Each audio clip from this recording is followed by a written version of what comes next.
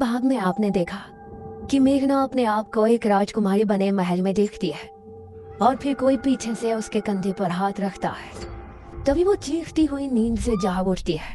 अब आ गए। आह! अरे क्या हुआ मेघना? मेघना की सांसें तेज तेज चल रही थी।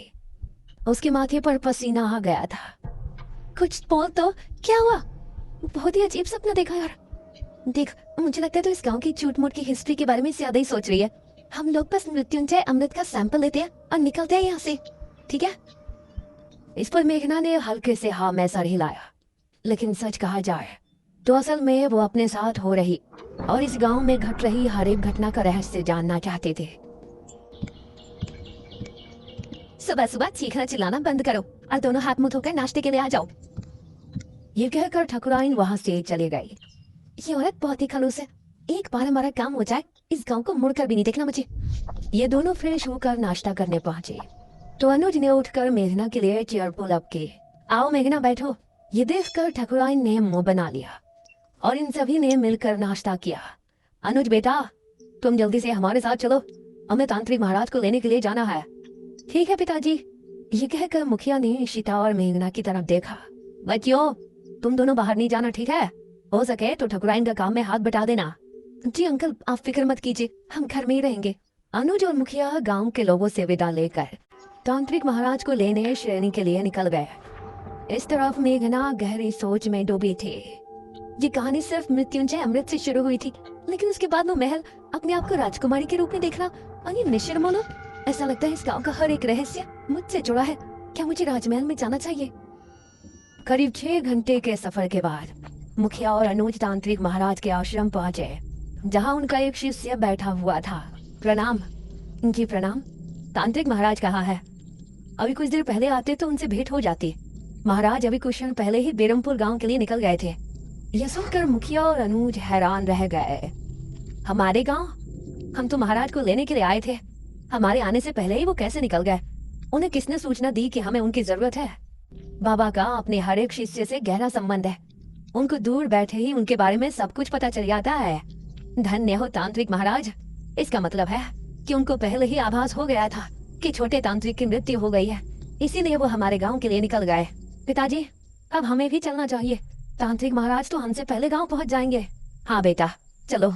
धन्यवाद। अनुज और मुखिया उसी समय वापस गांव आने के लिए निकल गए।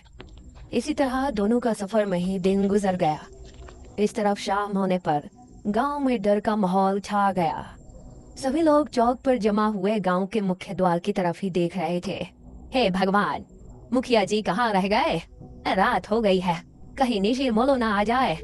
इसी तरह से 7 बजे का घंटा बजा और मौसम फिर से बदल गया। सभी ये देखकर डर गए। मेघना, इशिता और ठकुराइन भी सभी के साथ वहां खड़ी थी।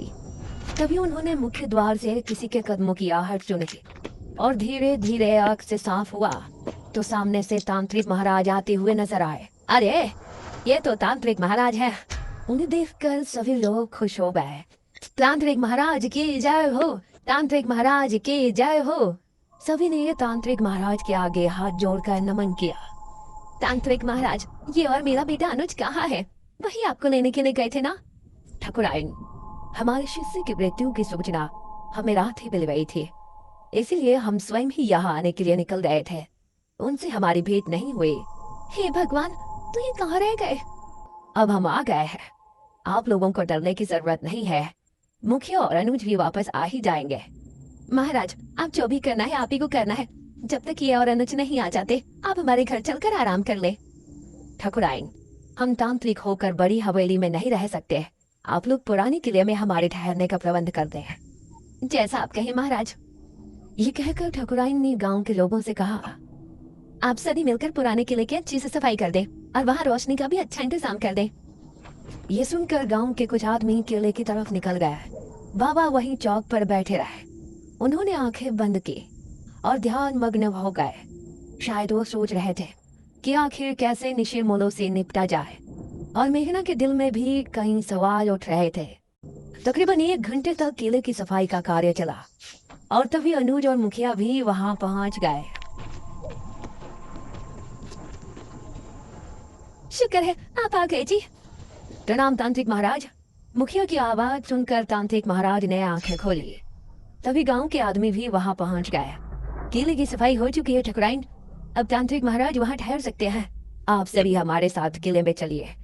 निशिर मोलो इतने सालों बाद कैसे वापस जाग उठे, ये जानने से पहले हम सभी को निशिर मोलो की पूर्ण कहानी को दोहराने की जरूरत पड़ेगी।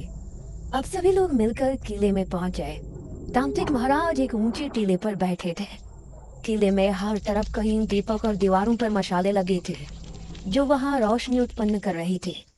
मेघना तांत्रिक महाराज को बड़े गौर से देख रही थी क्योंकि निशिर मोलो के बारे में जानने की उसकी उत्सुकता भी बढ़ रही थी। ये बात सन 1626 की है। उस समय हमारे नगर में महाराज विश्वजीत का शासन था। विश्वजीत की रानी का देहांत हो गया था और उनकी एक राजकुमारी थी, राजकुमारी मेघालय। महाराज, नगर में फैली महामारी अब और बढ़ चुकी है। अब इससे नहीं निपटा गया तो राज्य पूरी तरह से बर्बाद हो जाएगा। इस महामारी से निपटने का बंदोबस्त हम अवश्य करेंगे मंत्री जी। उसी समय एक आदमी वहां पहुंचा।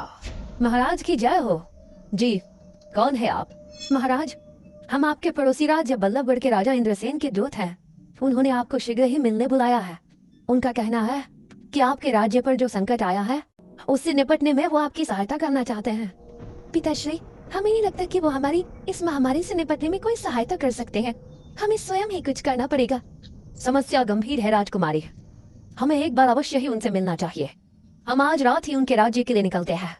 ठीक है पिताश्री, इस महामारी का जो भी हल निकले आप शीघ्र ही वापस आने की कोशिश करें, क्योंकि अगर आप इस बीमारी का इलाज नहीं ढूंढ पाए तो हमें ही कुछ करना होगा।